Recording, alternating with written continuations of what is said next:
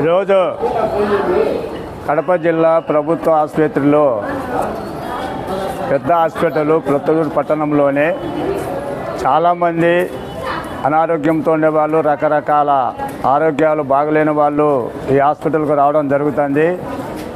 వాళ్లకు శానిటేషన్ వర్కర్లుగా సేవలు అందించడం జరుగుతుంది.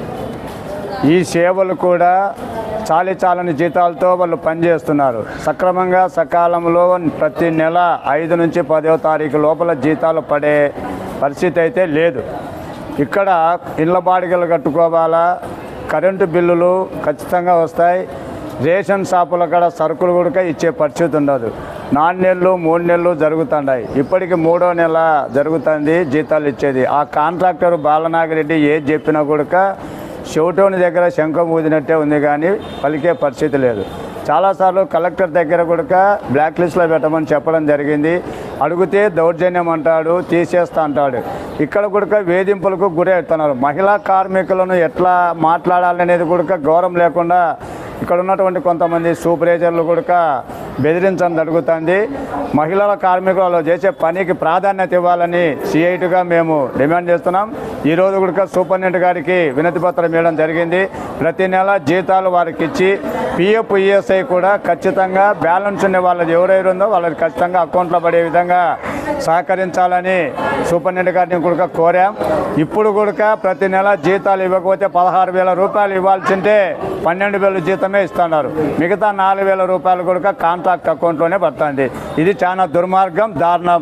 దీనికి చేయటుగా మేము సహించేది లేదు, ఖండిస్తున్నాం. ఖచ్చితంగా 16,000 రూపాయలు జీవో ప్రకారమే, అగ్రిమెంట్ ప్రకారమే, జీవో ప్రకారమే జీతాలు ఇవ్వాలని కూడా మేము కోరుతున్నాం.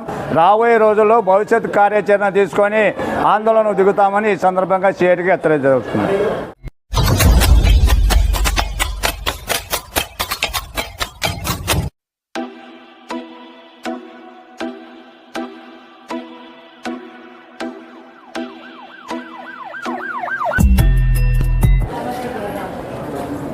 సత్యనారాయణ, సిఐటియు జిల్లా కార్యదర్శి, ప్రొద్దుటూరు.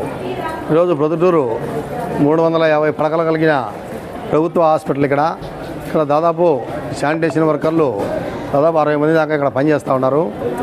ఇప్పుడు 3వ నెల వాళ్ళకు వేతనాలు రాక 3వ నెల జరుగుతుంది.